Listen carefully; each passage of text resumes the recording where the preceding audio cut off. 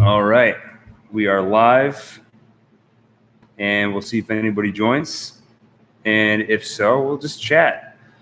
I'm curious to know what people are watching these days because once Loki finished, God, it seems like a barren desert of television.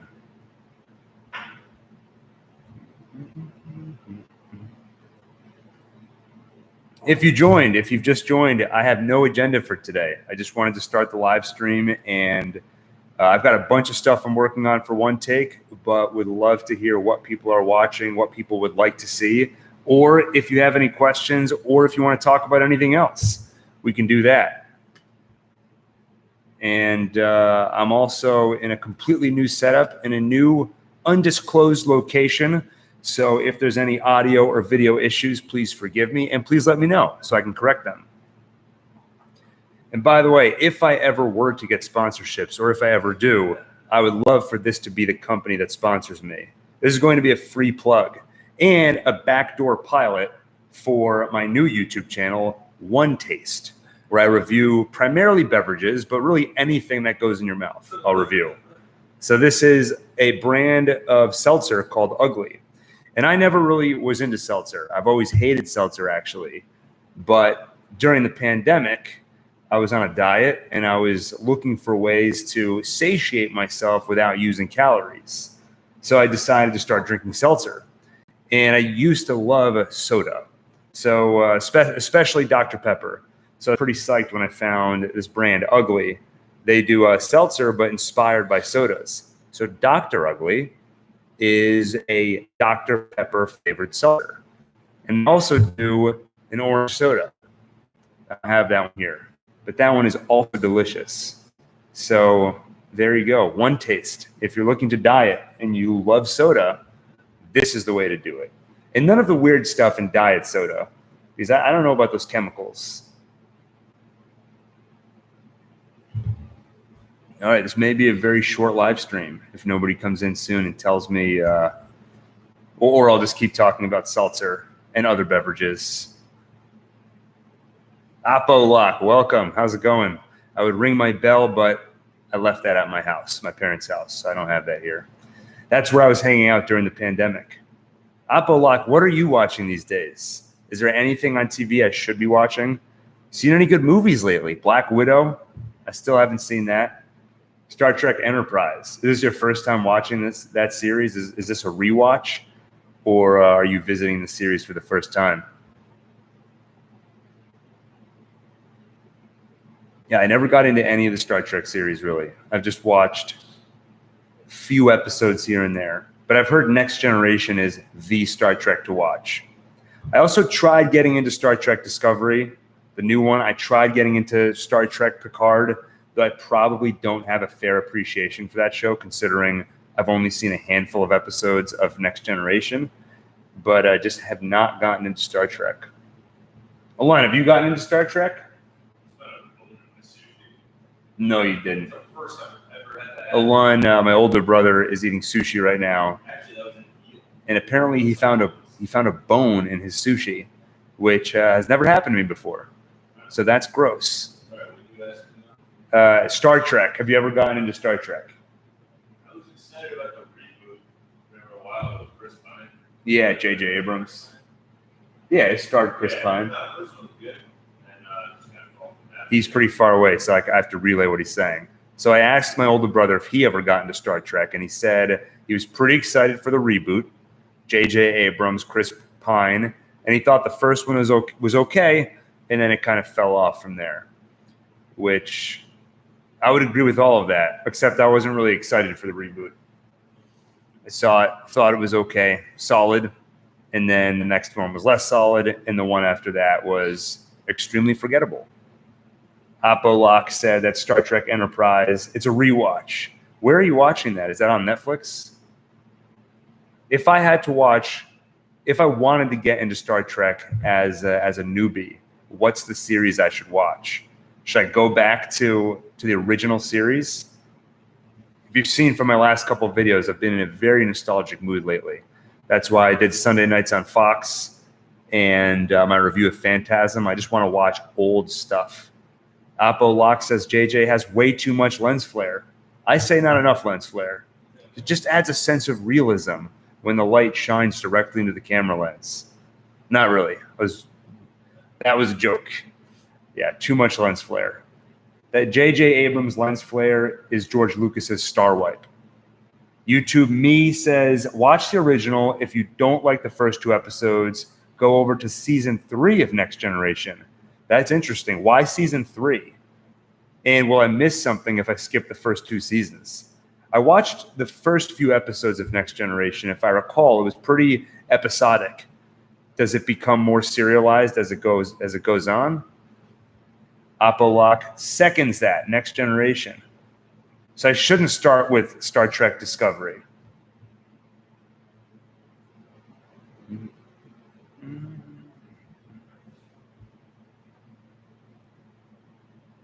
YouTube Me says Gene Roddenberry got out of the creative team. Starting in season 3, he got out, which you would think would be a bad thing because he was involved in the original. YouTube Me says Discovery is trash. I would say that is in the ballpark of my opinion of that show after watching the first few episodes. I mean, there were things about it that were solid, but really couldn't get into it. Oppo Lock says, not at all, mostly Creature of the Week for Next Generation. That'll make it hard for me to get into it. But I can. It depends. If it's interesting storylines, I can definitely get into that. Is anybody watching anything current? I'm curious if there's anything good on TV these days. Oppo Lock says, watching Man in the High Castle, the last season right now. I'm intrigued by that show. I watched the first episode a few years ago. I was into it, and I think I was just really busy at the time, so I wasn't able to get much further. But Oppo Lock, is that one worth a watch? Because I definitely am intrigued by that show. Alon, what did you say? Yeah, Alon is shouting out one of the shows that we're currently watching, Kuroko's Basketball. We've been, if you've listened to any of my live streams, then you know that somehow I found myself in the position where 90% of what I'm watching these days is anime. Really just because I'm like a kid in a candy shop that just discovered candy. Because if you watched my Castlevania review, then you know I never was into anime. And then I thought it was just crazy, goofy, Dragon Ball Z type stuff. And then I found that there is some very good anime out there. And it's been going on for decades. So Alon and I, my older brother, we have a lot to sift through. So YouTube Me says Babylon Berlin, just season 1. Man in the High Castles, excellent. Haven't watched past season 2. Production value is so good, definitely worthy. Okay. Alon, write this down. Man in a High Castle. All right, he's pretending to write, but we will watch that show. Babylon Berlin. I have not heard of that. YouTube Me, tell me about Babylon Berlin. Give me your 140-character review. Lex J says Gangs of London. Gangs of London was my favorite show I've ever seen for the first 5 episodes. Never so quickly have I fallen in love with a show because I love Gareth Evans, right on? Love Gareth Evans. The Raid and the Raid 2 destroyed action for me. Like Black Widow, the reviews are all saying solid action. What's the point in watching solid action when I've seen the Raid 2? I've seen the best action, and it's made it impossible for me to enjoy solid action. So when I found out that Gareth Evans created a TV series, by the way, based on a PSP video game, weirdly enough, I couldn't wait to check it out. Watched the first few episodes, like I said, completely fell in love with the show. Literally, I was telling people I have just discovered my favorite television series of all time. And then about halfway through the season, it kind of fell apart for me. And it's been so long since I saw it, it's hard to remember exactly what I didn't like about it. But I just remember I went from loving that show to just really not caring for it. It was like taking my 10-year experience of Game of Thrones and condensing it into like a matter of 4 or 5 days because I was binging Gangs of London after it aired. But I loved it so much initially, I'll give it another chance when season 2 comes out. YouTube me, it says Babylon Berlin is noir spy drama, pretty trippy. I don't love spy stuff, but I love noir stuff. So, Alon, add that to the list. Babylon Berlin. All right. This is like, does anybody here like Twin Peaks? Agent Cooper had Diane. I need that. Diane, remind me to watch, I guess Siri could do that. Remind me to watch Babylon Berlin and Man in the High Castle. YouTube me says, if you want near episodic Star Trek, Deep Space Nine, but Babylon 5 is better. Okay. One, Star Trek, Deep Space Nine, Babylon 5. I'm taking screenshots of the chat. Okay. Alon's taking screenshots of the chat. So we will get all on the list. And I do have a spreadsheet of movie recommendations. I also, one night last week, I think, I was laying in bed and I couldn't fall asleep. And for some impulse took over, and I decided to open up a Google sheet and start making a list of all of my favorite movies. I just thought maybe one day I'll want to do top 100 or top 1,000, however many it is, my favorite movies. And I just started making a list. When I was in college, actually, I used to keep a spreadsheet of every movie I watched.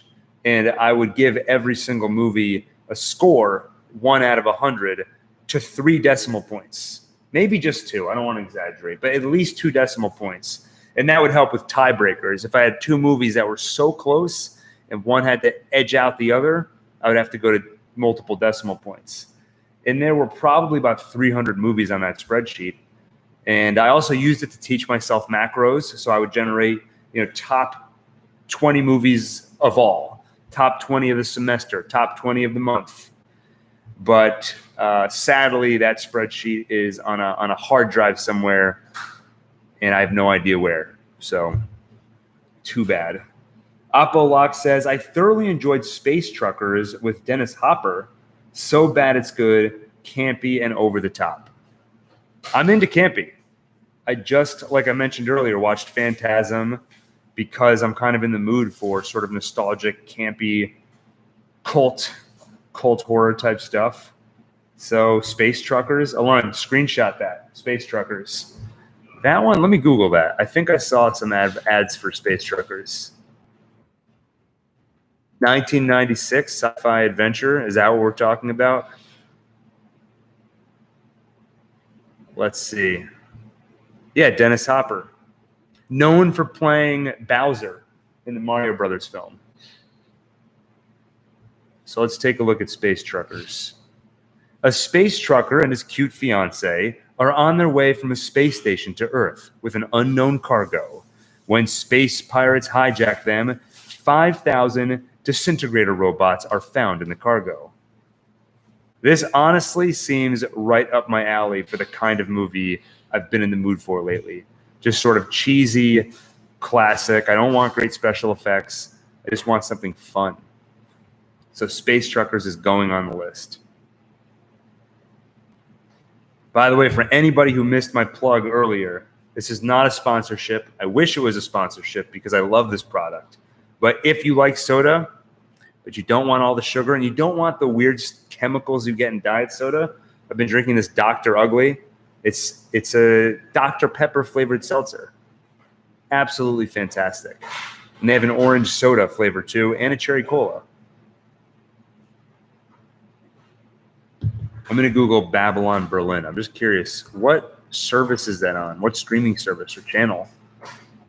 Okay, this is a German neo-noir television series.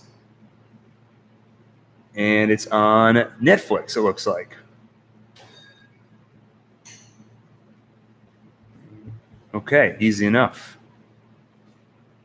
I just saw, speaking of German television shows, I just saw that Biohackers Season 2 just came out, which, number one, I couldn't believe it's been a year since the first season came out. And number two, I can't believe that show got a second season. I remember after I finished up Dark, I was on the lookout for my next show, and I heard that Netflix is coming out with another German sci-fi television series. And I mean, there's no reason to think it'll be good just because it's German. It's not really fair to say, well, it's sci-fi. Okay, that's a plus. I like sci-fi. And then Dark was German and Biohackers is German. But there's really, just because they came from the same country, it's kind of wrong to assume they're both going to have some German stamp of quality. Anyway, Biohackers came out. I actually reviewed the first 2 episodes. Looking back, I couldn't even believe I reviewed them. I forgot that I reviewed them. But it was not a great show. It was not great. And I was shocked to see that it actually came out with another season the other day. YouTube ME or YouTube Me says, sorry about that quick household thing. No worries. This is a casual chat. So if you need to take care of things, no worries.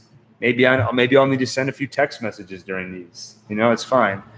But I need to untrain myself from being afraid of having any moment of silence. Like I feel like I'm on the radio. Like I need to keep talking.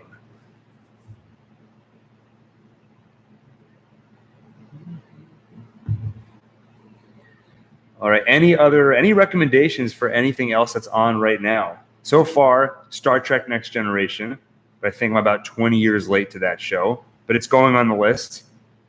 Babylon Berlin. I think that's the only current show that's been recommended so far. Gangs of London. I know a second season of that's coming out soon. I am. What's the right word? Hesitant.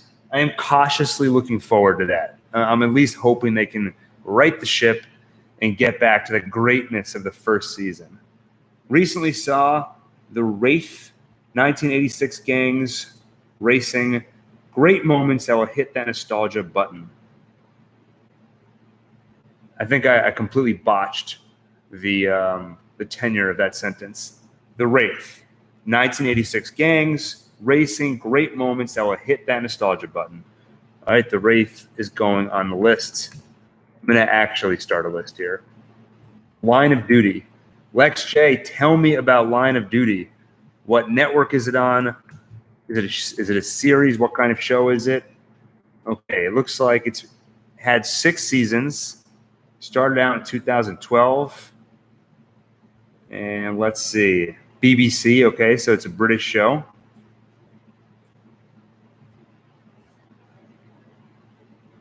Juan VM says, hi from the Dominican Republic. Juan, hello from the United States. What time is it over there?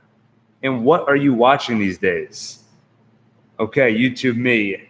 Babylon 5. Dark I definitely watched. Dark is one of the first shows I ever analyzed. Like when Lost was on back in the day, I was not one of those people that was taking notes. I was not theorizing. I was not into any of the theorizing type of stuff. Dark was the first show that I really sat down. I have pages of notes. I have actual spreadsheets where I tried to figure everything out so I could put my videos together. And that was my gateway into that whole world. Black Spot. Black Spot I'm not familiar with. Makes me think of Black Mirror, but they probably have nothing to do with each other. Black Spot, another Netflix show, a thriller. A police investigator, a police inspector investigates a string of murders in a town where the murder rate is 6 times that of the rest of the country.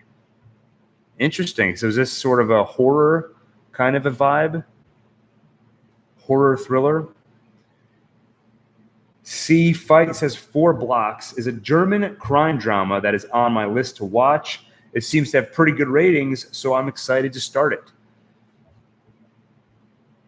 Let's see, YouTube Me talking about Black Spot. It's a distant town with limited contact to the outside world and 0 cell info. All right, I'm intrigued. C Fight says, did you watch Mr. Robot as it was airing? So Mr. Robot's another show that it seems to happen a lot, sadly. A lot of shows really get me early on. Mr. Robot was one of them. I loved it. The first episode blew my mind. Was so different from anything I'd seen. Little details, like the fact that the character sees E-Corp and in his head changes it to Evil Corp. And in the rest of the series, anytime you see E-Corp on screen, it just says Evil Corp. Little things like that. Loved it at first. By the end of the season, it kind of lost my interest. Season 2, I tried to stick with, and I just fell off of it.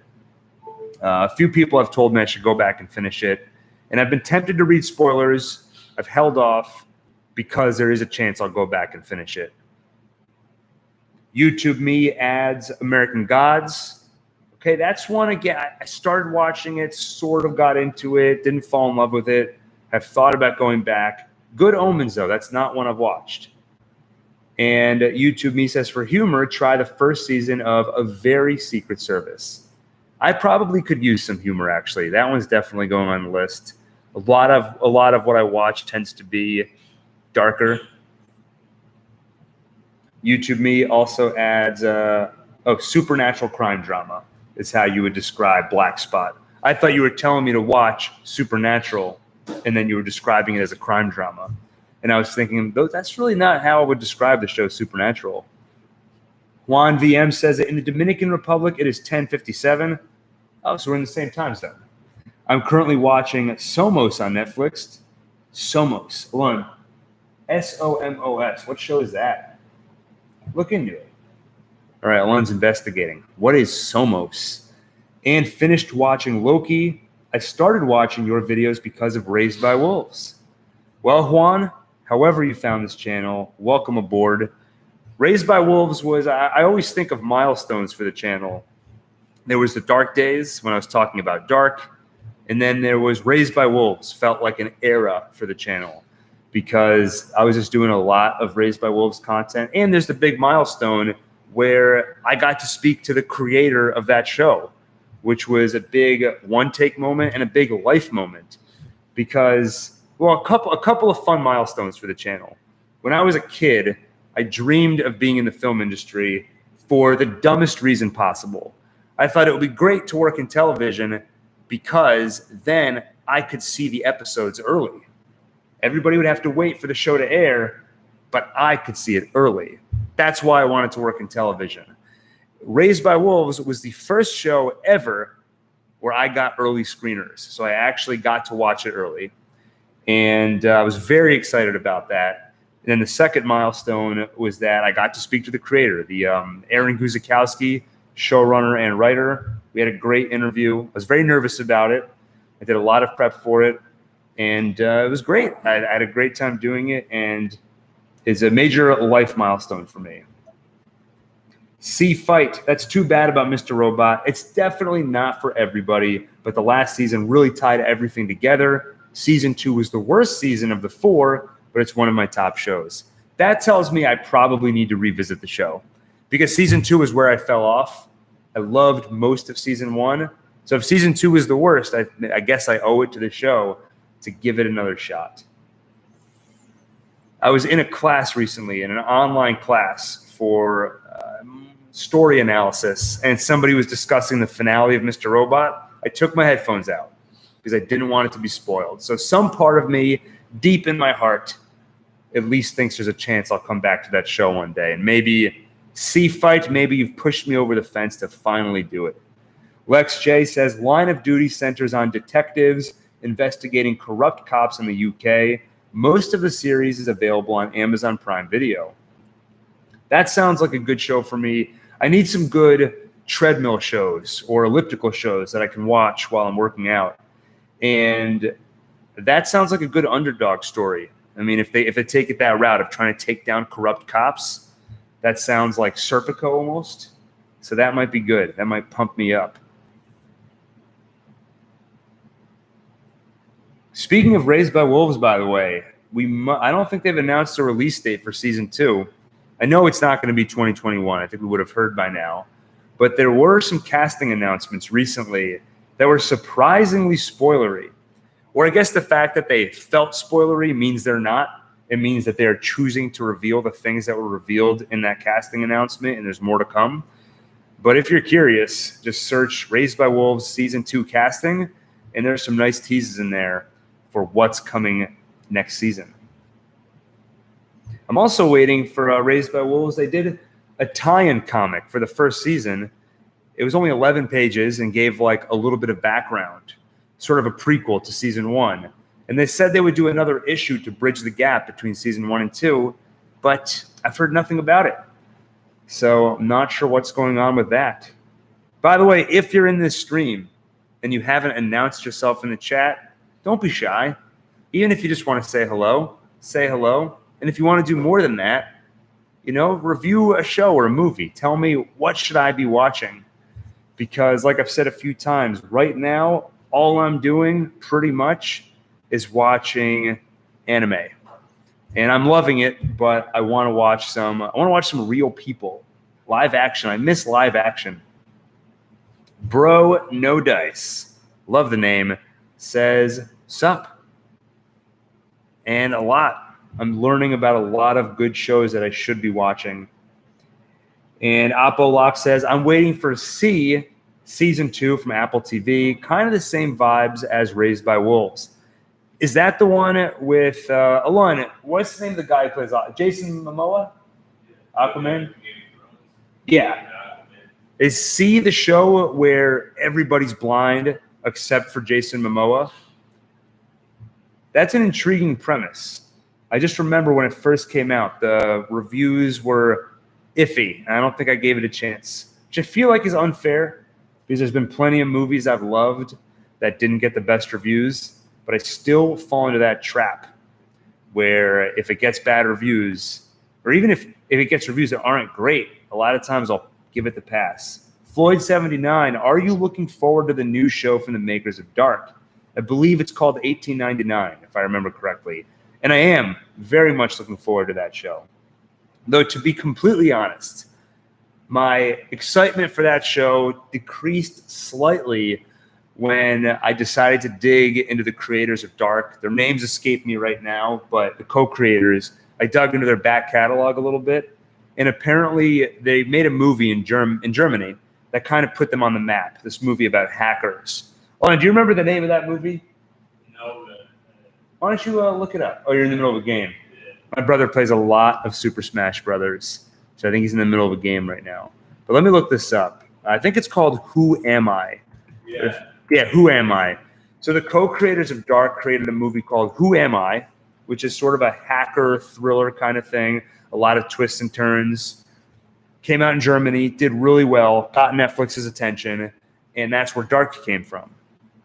And if I remember, well, anyway, there's a lot of details to that story, but I went back and I watched Who Am I, and it was just not a great movie.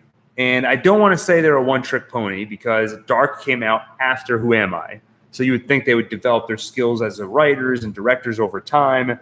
So I shouldn't, but I will just say Who Am I was not a great movie, and it just gave me a little bit of doubt. But overall, I am looking forward to 1899. I'm intrigued by the premise because it sounds like a very small story. If I remember correctly, it's basically about a ship of immigrants, I think. And it sounds like a creature, some kind of a monster on that ship. And who knows where it'll go from there. But I am looking forward to it overall. Bro No Dice says Sweet Tooth on Netflix is pretty good. Downside is they deviate from the source material too often. Which you would think, I feel like nowadays the lesson's been learned. Stop deviating so much from the source material. But it looks like some people have not learned that lesson. Sweet Tooth has been on my list. I wanted to watch that, but Alon didn't really want to. I think, yeah, with the animals. We watched the trailer. I think we got about halfway through, and Alon was like, it's not for me. And we live together. So if he's not going to watch it, really the only time I can watch it is when I'm on the treadmill or elliptical, or when I'm in bed. And when I'm in bed, I'll probably fall asleep. So Sweet Tooth is on the list. But also, though, I'm not getting rave reviews from the chat. People are saying it's pretty good. Oppo Lock says it was okay. Downey Jr. nerfed the narrative, so it felt childlike. Oof. Yeah, we don't want okay shows. And then when you throw childlike in there, definitely start to lose interest. You know, one thing I'm curious about that I was thinking about this morning, does anybody here watch Walking Dead? Has anybody kept up with that show? Because I watched it when it first came out. I was so excited for that show. I remember I heard about it. I forget what I heard about first, the comic or the show, but I read the Walking Dead comics, and I binged the comics. I spent an entire weekend reading them. I was so hooked. And then when the show got announced, Frank Darabont, so you're telling me the guy who made Shawshank Redemption, one of the greatest movies of all time, is going to make a zombie TV show for AMC, which at the time had done no wrong. The network that brought you Mad Men and Breaking Bad is going to give you a zombie show from a great filmmaker based on a great comic. I was so hyped. The season got great reviews, and then I watched it, and I thought, it's okay, it's fine. And then I stuck with it. It got worse. The characters acted dumb, and that kind of carried the plot forward. And then I think I stopped somewhere around season 8. But that show, it's ending soon. Season 11 is going to be the last season. But they've got Fear the Walking Dead. And from what I hear, that show has gone way off the rails in a good way. It actually got me interested to potentially check the show out again. One, I don't know if you've heard any spoilers for Fear the Walking Dead. I'm not going to spoil anything here. But some pretty big things happened on that show. And it's a very different show now than when it started, and that's intriguing. They've got the Walking Dead spin-off show where each episode is going to be its own self-contained story. I think Daryl and what's her name, Alon? Daryl and Carol are getting a spin-off. But I'm just curious if anyone's stuck with it. And Bruno Dice says, waiting for that Rick Grimes movie. I am curious about that. Even though I've fallen off the show, I'll come back and watch the Rick Grimes movie because that's just an interesting proposition. Just seeing how do they translate that show from TV to film? Will it release in theaters? Is it going to feel like a movie, or is it just going to feel like a long episode of the show? I'm just so curious. So I'll come back for the Rick Grimes movie. Bruno Dice says, a lot of people say Fear is better than The Walking Dead. I watched, I think, the first season of Fear the Walking Dead, and I may agree with that. It felt like the characters were a little bit better developed. It felt like they had a lower budget, so they were forced to focus more on character. And that kind of turned it into a little bit more of a character drama, and I enjoyed it for that reason. I do remember being a little disappointed. I think there was a time jump in the first episode, or at least I went into it thinking we were going to see the collapse of civilization, but pretty quickly we're in a post-apocalypse world. So that was a little disappointing. I bet that is also, again, a function of having a lower budget. But if I were to come back to The Walking Dead, it might not be to the mainline series. It might be to Fear.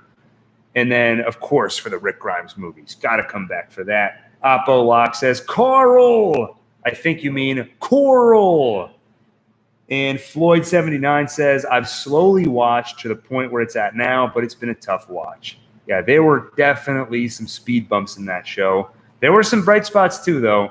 There were definitely some moments where I was very into that show. It had a lot of good cliffhangers. So I don't want to, you can't say it sucks, but then say, oh, but I watched it for 9 years. That's not fair. Clearly something kept me invested. So they were doing something right. But the things they were doing wrong eventually just diluted the things they were doing right for me to the point where I dropped out. And YouTube Me says, my wife liked Fear more than The Walking Dead overall. The Walking Dead had, like every other season, be terrible. Yeah, very inconsistent show. And even within a season, it could be inconsistent. You could have a great episode and then 2 or 3 boring episodes. Floyd says, Fear the Walking Dead has done a lot better stories in a short period so far. And yeah, that's what I'm hearing. And that was my impression from watching that first season.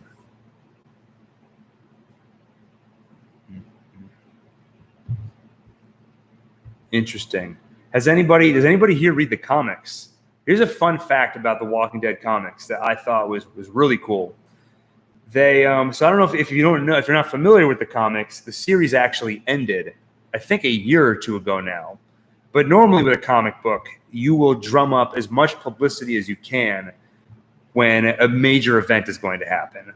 And in this case, the series ended, but nobody knew it was ending. The final issue came out, and it was just, oh, hey, by the way, this is going to be the final issue. And the reason the author, Robert Kirkman, did that is because when a show or a movie is ending, you know it's ending. And you can you can feel the story starting to hurtle towards that ending. You're aware of it, and it affects your viewing of it. So he hated that, and he didn't want people to know its ending, so they just read it the way they always read it. And Walking Dead, one of the main things he did with that series is surprise people. So if you know it's ending and you're on the edge of your seat waiting for something crazy to happen, because once a show is ending, that means they can start to change characters and do stuff you can't get away with when the series is ongoing. So if he wanted to surprise us all one last time, he had to end it without us knowing it's ending. And I really respect that. I think that's awesome. And one of the reasons I love comic books is because of that creative freedom. You know, especially if you get outside of Marvel and DC, it takes a lot less to make a comic than it does to make a show or a movie. And when it takes less, that means less people get involved, and that means more artistic freedom, and that means you can do cool stuff like end a massive series without telling anybody. Floyd79 or YouTube Me says, I read, and I'm not even going to finish that sentence. I know anybody in the chat probably saw it, but in case anybody does care about comic book spoilers, probably nobody does.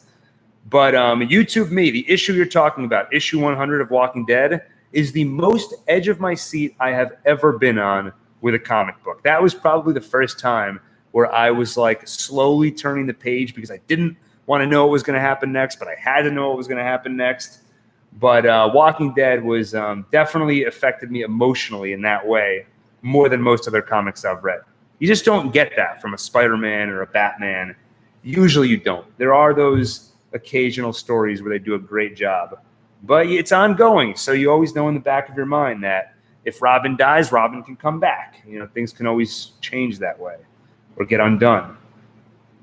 Oh, and speaking of which, by the way, Invincible on Amazon Prime. If anybody hasn't watched that, you've got to watch that. Because if people here have similar taste as me, then you're all going to like Invincible. I will just say, stick with it for 2 or 3 episodes. I think episode 1 and 2, they're a little bit slow.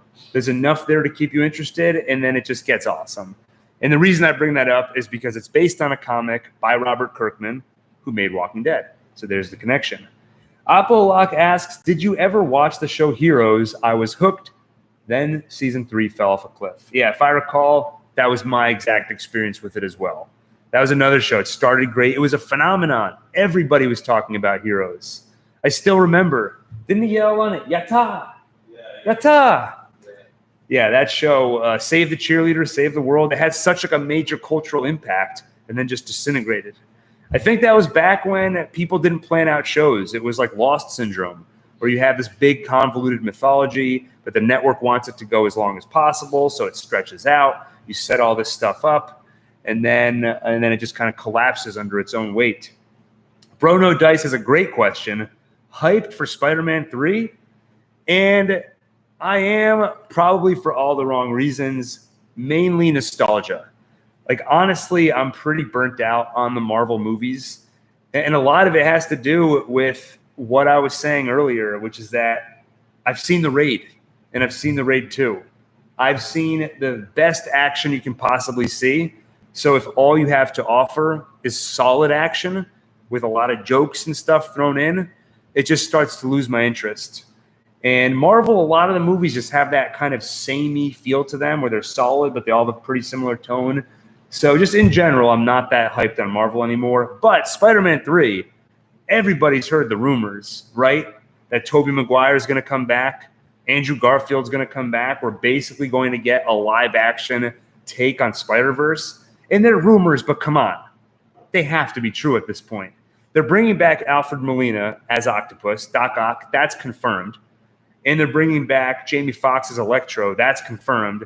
You don't bring back Electro and Doc Ock from the prior Spider-Man franchises without bringing back the Spider-Man from those franchises. So we know they're going to be in it. So that has me hyped. I would be even more hyped if Sam Raimi was directing it. And that's also why I'm hyped for Doctor Strange and the Multiverse of Madness. I have such a nostalgia for Sam Raimi. Spider-Man came out at the perfect time for me. I was in middle school. So I'm very hyped for Spider-Man 3. It is probably one of the last remaining things in my childhood where they have not mined it for nostalgia. And I'm not complaining. I am all for that. So I'm excited for Spider-Man 3. JB says back to hear a reasonable YouTuber. It's a rare breed these days, right? A reasonable YouTuber. But not really. There's plenty of YouTubers out there I love. But strange enough, I don't watch a lot of film or television YouTubers. I think because I'm afraid to be influenced by them. I don't want to watch them and then accidentally steal their opinions. I tend to watch tons of video game related videos. Everybody here watch Angry Game Nerd. He's like the YouTuber that started it all back in 2006, I think. And I'm obsessed. I only recently discovered him, and I'm completely obsessed.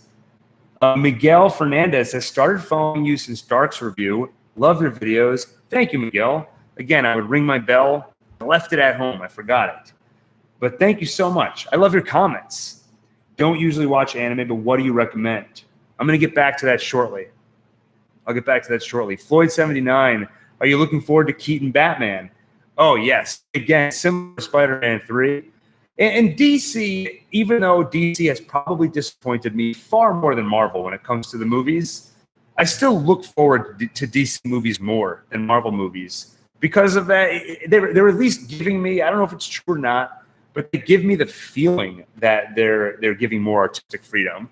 Because you see like Batman v Superman. Did not love that movie, but it had an interesting tone. It was this like operatic, gothic, I don't even know what to call it, but it was trying something. So whether it's true or not, DC at least gives the impression of artistic freedom. So I tend to get more hyped for DC. And then again, there's just the nostalgia factor of bringing back Michael Keaton as Batman and bringing back Ben Affleck as Batman, by the way. And I loved Ben Affleck Batman, even if I didn't love the movies he was in. Super disappointed when they announced. Ben Affleck was going to write, direct, and star in a Batman solo movie. And I was so hyped for that, but that fell apart. But I felt like he never got a fair shake. I have a feeling that in the Flash movie where they're bringing back Michael Keaton as Batman and Ben Affleck as Batman, I have a feeling this will be the last time we see Affleck as Batman. I hope not. I have a feeling it will be. But I hope they give him a good send-off. So I'm excited for that, and I love the idea of Keaton coming back. I love that they're giving us fan service, and I think there's nothing wrong with that. And I'm glad that the film studios are finally giving the sort of fan service that you only used to see in comics. Because I think back in the day they would have been terrified of having 3 Batmen running around: Michael Keaton Batman, Ben Affleck Batman, Robert Pattinson Batman. I think film audiences weren't ready for that back in the day, but screw it. Now they're going to give us everything. And yes, I am excited for Keaton Batman. But back to Miguel Fernandez. He doesn't usually watch anime. What do I recommend? So first, I want to give the caveat. I want you to forget everything you think you know about anime, because there is definitely, people a lot of times have the impression that there's weird stuff in anime. And I think a lot of that just comes from cultural differences. It's just a different sense of humor. And I find it weird too, and I don't enjoy a lot of anime that lean heavily into that sense of humor. And I'm thinking about like Dragon Ball Z, where things just go crazy, and it's not every. There's a lot of anime where there's none of that. It's essentially as if you were watching a live action show, like a very serious story, but it's freed from the restraints of live action. There's no budgetary restrictions. There's no restrictions to the subject matter you can cover. So when you get to the best anime, you're basically just seeing great storytelling that is freed from the shackles of live action. So that's the first thing you need to know, is that anime just opens up this door for stories that could not really be told in any other form. So what do I recommend? The first 2 are 2 of the most popular, and I highly recommend them. Number 1, Death Note. If you want a really tight psychological thriller with supernatural elements, the sort of psychological thriller where you will constantly be on the edge of your seat, there will constantly be twists, the best kinds of twists, the ones where you didn't see them coming, but when they happen, you say, that makes so much sense. It was unexpected but inevitable, the best kinds of twists. If that sounds interesting to you, psychological thriller with supernatural horror elements, Death Note. And I believe it's on Netflix, both seasons. Highly recommend that. If you like good Game of Thrones from back in the day, political intrigue, great action, but on top of that, you also just love underdog stories, Attack on Titan. No show has hit the emotional highs for me that Attack on Titan has hit. Briefly, the premise of that show is 100 years ago, these humanoid giants called Titans appeared and basically pushed humanity to the brink of extinction. And to protect themselves, they built 3 walls. Maria, Rose, and Cena were the names of the walls. And that contains all of known human civilization. And these humanoid giants are very hard to kill. And if you get near one, you're completely screwed. So I won't even go any further than that. But that sets it up. It's like David and Goliath times 1,000,000. And that is one of my favorite anime and one of my favorite shows of all time. And again, even if you're not an anime fan, Attack on Titan was my gateway anime. So that is one of the ones I recommend. Death Note, Attack on Titan. If you want something that's not as heavy, you just want like a fun anime to watch, then there's a lot of great sports anime. Where even if you're not into sports, and I'm really not, if you just want a good dose of motivation, pretty much any sports anime will do that for you. But in particular, I recommend Haikyuu. I'm going to spell that in the chat here. And the 2 exclamation points are no mistake. Those are part of the title. And I believe Haikyuu means volleyball in Japanese. And the show is about volleyball. So it's very appropriate. And bonus, it's on Netflix. So that's basically middle schoolers on a volleyball team, underdog story. The main character is short. Everyone expects volleyball players to be super tall. So it's like Rudy, but with 50 plus episodes. So every week it's like watching a little Rudy or Rocky or Karate Kid. Just a great thank you, Alon. It's just a great motivational show every week. And I say every week, but it's got, I think, 4 seasons out. 2 or 3 of them are on Netflix. So I highly recommend that as well. And I can keep going. I've got plenty that I recommend, but I think those are good ones to start with. Death Note, Haikyuu, and Attack on. Any obvious ones I'm forgetting about that I should shout out? Yeah, if you want to see something dark and really messed up, but still quite enjoyable and actually somewhat funny as well, I would say Devilman Crybaby. Crybaby, 1 word or 2 words? Yeah, a good segue is Castlevania. That's American produced in anime style. Technically, you can call it anime. I'm not sure what the proper terminology is, but Castlevania it's easy to get into. Video game action. I would call it a horror action is what I would call it. Floyd 79, Vinland Saga is a good one for starters too. That's the Viking that's been on our list. Alon, he always does research. And he tells me what anime we need to watch next. And Vinland Saga is on our list.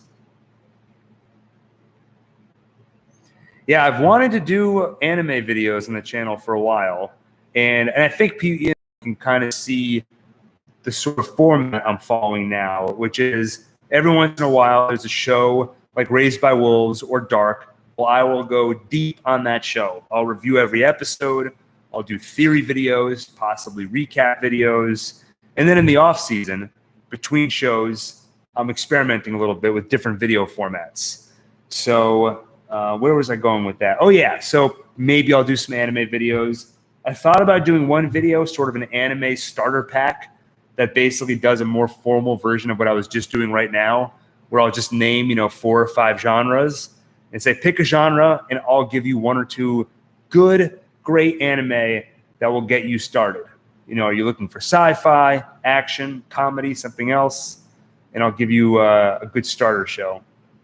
But other videos I've done recently that I would recommend them. I would say the Sunday Nights on Fox video. If you haven't checked that out, I highly recommend. Well, that sounds kind of self-congratulatory. Let me rephrase that. Please check it out. I would be so happy if you checked it out.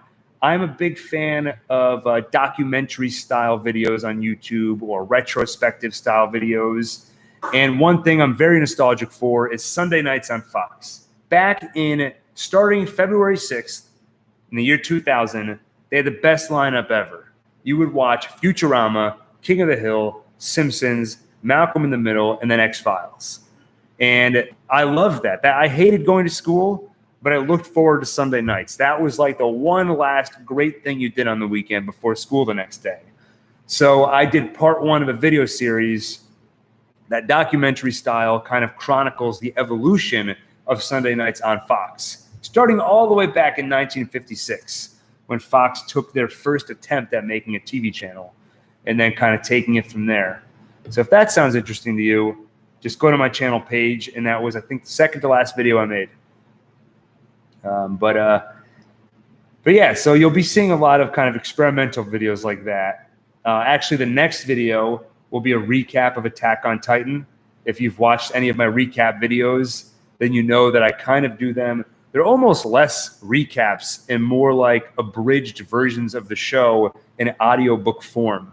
So I'm doing that for season 1 of Attack on Titan. So if you wanted to get into anime, but you're afraid, you're hesitant, are you ready to commit to watching another show in an entirely different medium? This could be a good stepping stone for you. A nice audiobook style with visuals, of course, recap. I'll tell you the story and then watch a little bit of that and decide if you want to get into the show.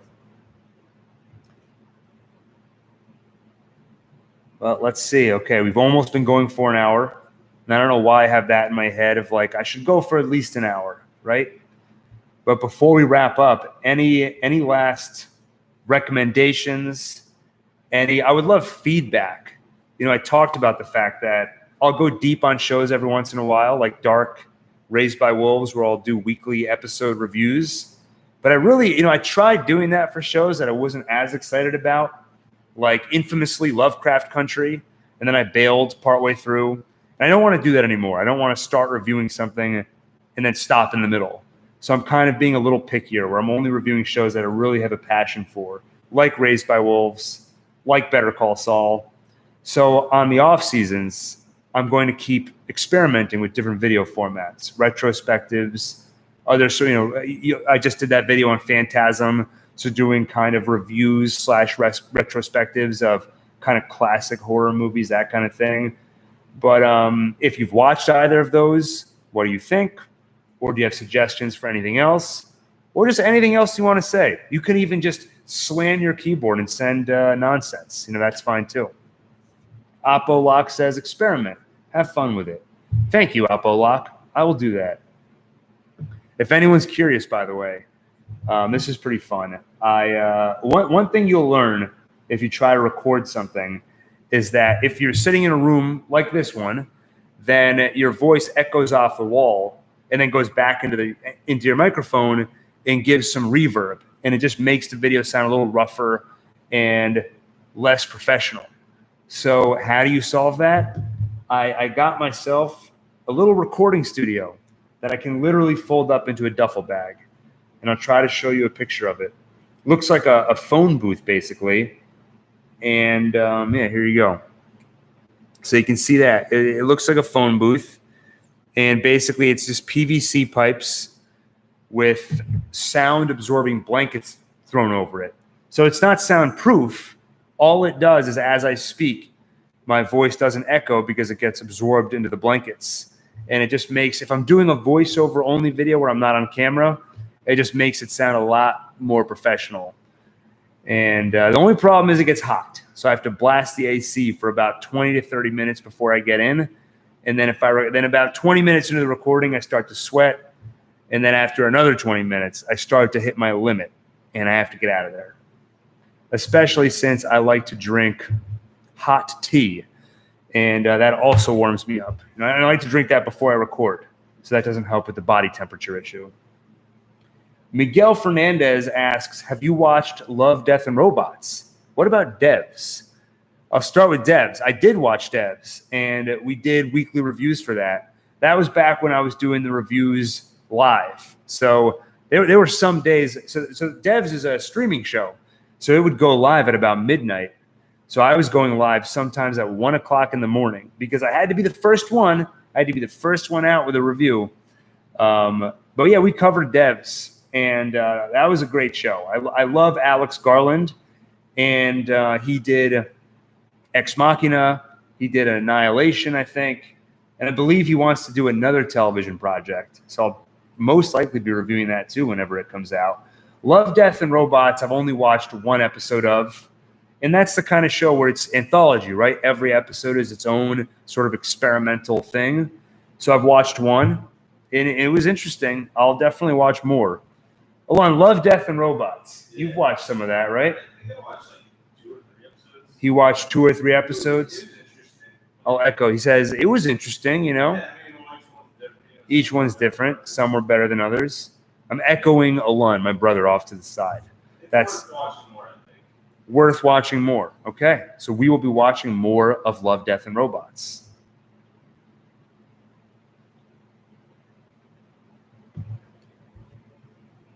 All right, we're going to go for another 3 minutes and 44 seconds, and then we'll wrap up. Thank you, everybody, by the way, who participated in the chat tonight.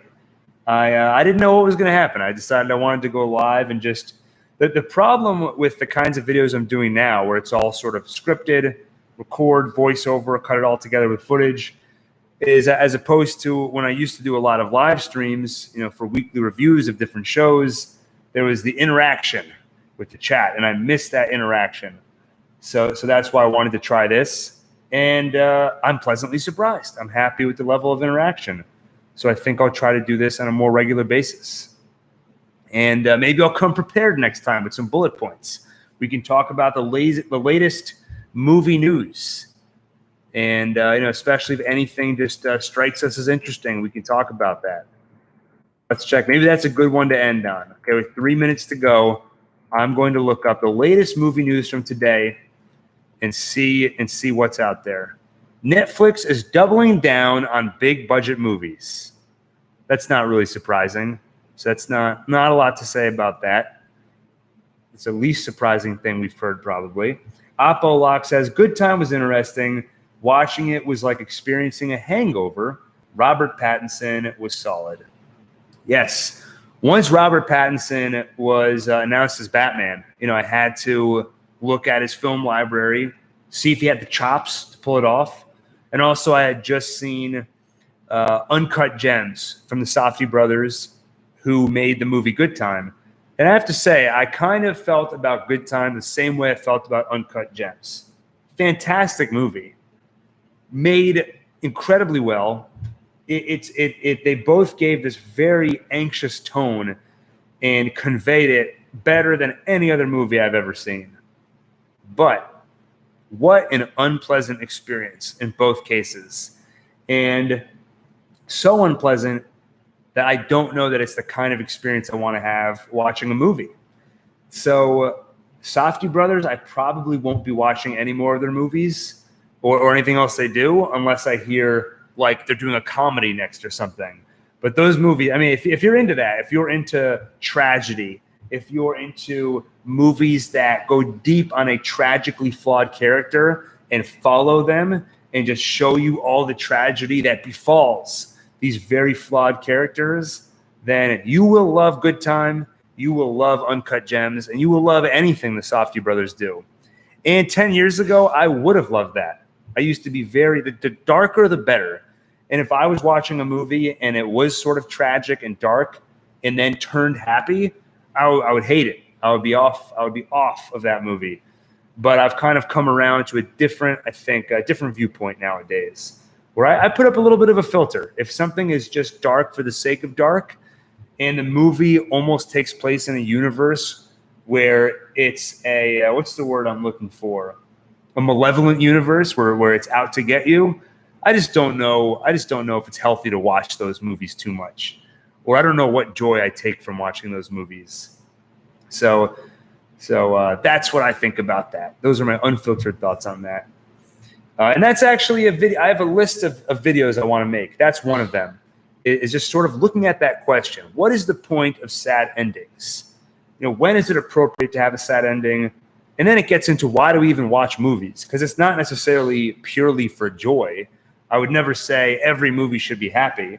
But I think it's a question worth asking. And it's an interesting question of why watch a sad movie, especially a sad ending, where that's sort of the lasting impact and the lasting feeling the movie leaves you with.